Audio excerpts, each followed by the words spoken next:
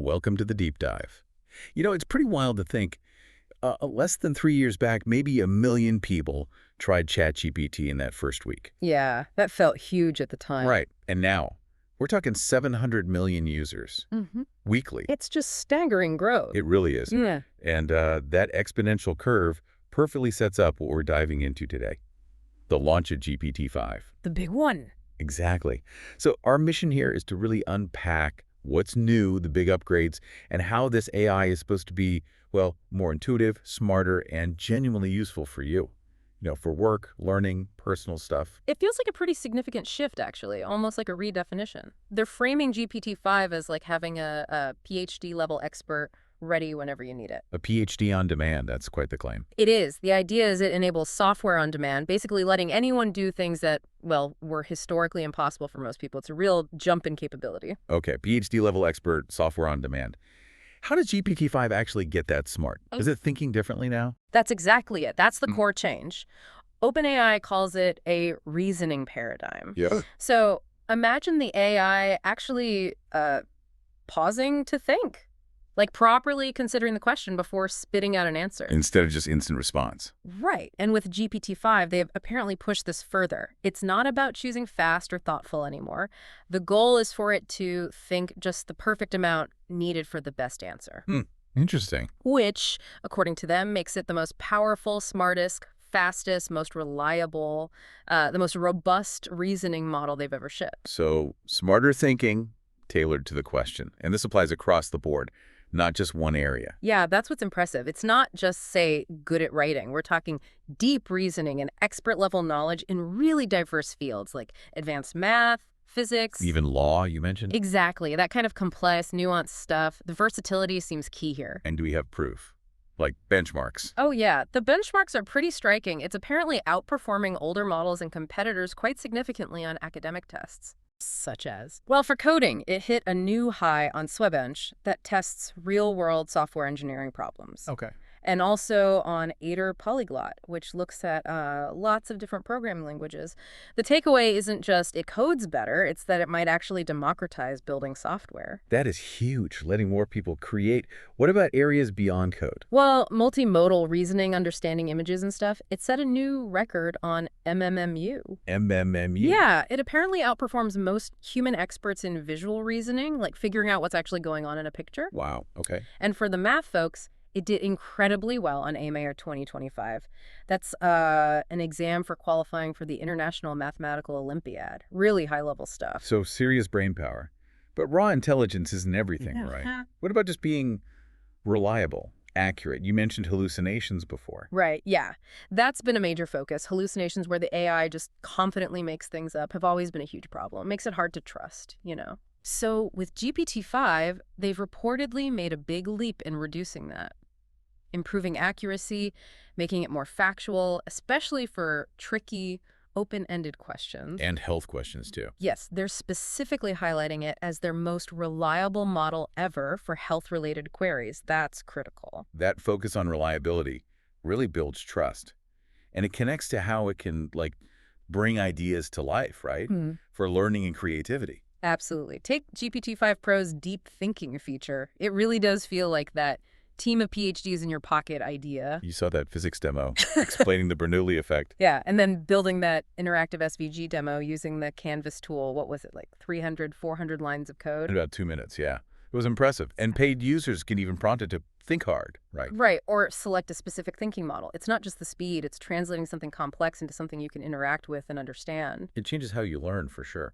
And what about writing? Big improvements there, too, apparently, making it a better partner for, anything from emails to stories. I saw that comparison writing a eulogy for old models. GPT-5's version just had a better flow, a better rhythm and beat. It felt more personal, less like a template. They called it high IQ and EQ. Yeah, high intelligence and emotional intelligence. It's getting closer to understanding nuance and sentiment, which is key for real communication. More meaning, not just words. And coding for everyone. That seems like a huge promise. It does. They're calling it the best coding model yet, even for people with zero coding background. Like that French learning app demo, flashcards, quizzes. And that custom snake game with the mouse and cheese and the voiced words. Yeah. And it wrote, what, over 240 lines of code? And could fix its own mistakes. Exactly. It lowers the barrier massively. You have an idea, you describe it, and the AI helps build it. That's democratizing creation. Okay, so we've got this super intelligent, more reliable AI, but how does it become more personal, more responsive to you? Right, let's get into that. The voice features seem like a big step up. They're aiming for incredibly natural interactions. And it can see what you see. Video integration. Yeah, so you can talk about things you're looking at, plus seamless language translation. And the best part, the core voice experience is available to free users too, Hours of chat for free users. apparently. And nearly unlimited for your paid subscribers. You also get more control, like asking for single word answers. Like relationships for Pride and Prejudice. Or patience for wisdom. Exactly. Customizing the response. Style, making it feel more like your conversation partner. And that study and learn mode Mhm. for step-by-step help. Yeah, the Korean practice demo showed that. You can even adjust the speaking speed.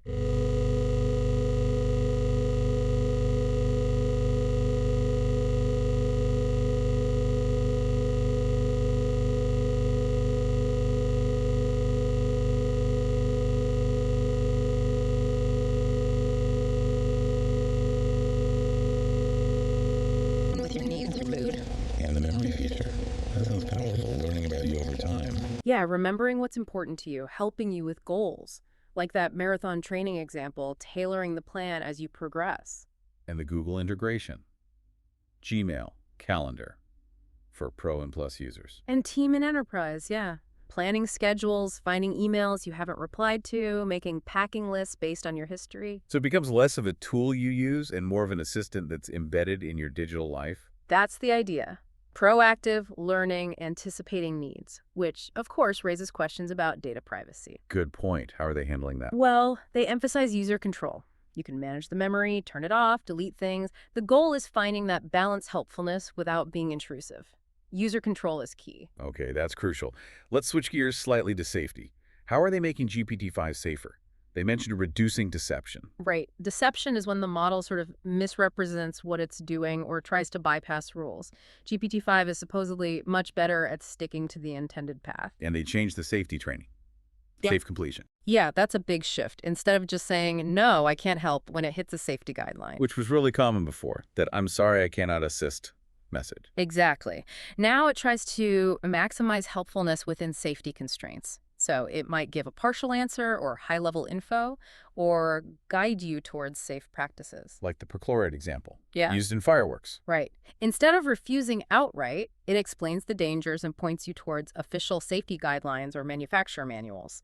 It's more nuanced, tries to be helpful while still being safe. That sounds much more useful, actually. Now, you mentioned something fascinating earlier, recursive improvement. Sounds like sci-fi. It kind of does, but the idea is simple yet powerful.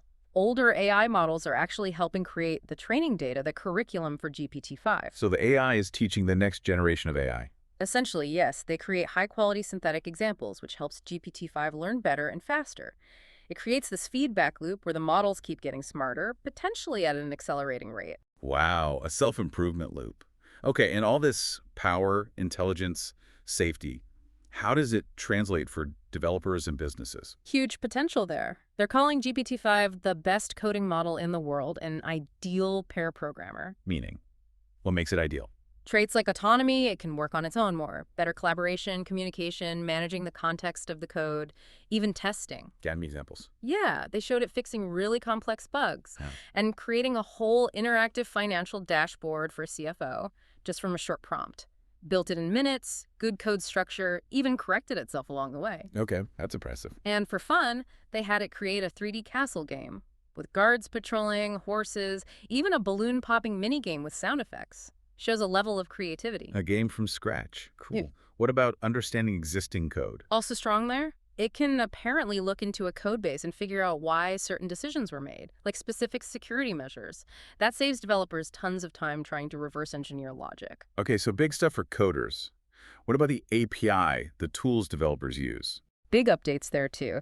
New models available GPT-5, but also Mini and nano versions for different needs, maybe less power but faster or cheaper. Like different engine sizes. Kind of, yeah. There's even a minimal reasoning option for apps that need super low latency. You dial in the thinking power. And more control over the output. Yep. Custom tools for getting plain text output the way you want it. Extensions for structured data using things like regex. More precise control. What was that about preambles? Ah, right. Tool call preambles. The model can tell you what it's about to do before it calls an external tool or function. More transparency. That's helpful. Plus, a verbosity setting low, medium, high output. And maybe the biggest thing, the context window doubled. How big is it now? 400,000 tokens, Yeah. up from 200K. That means it can handle much, much longer documents or conversations and keep track of everything. State-of-the-art performance on long context tasks. Okay, massive boost for complex tasks. And businesses are already using this tech, right? Oh yeah, 5 million businesses already use OpenAI stuff.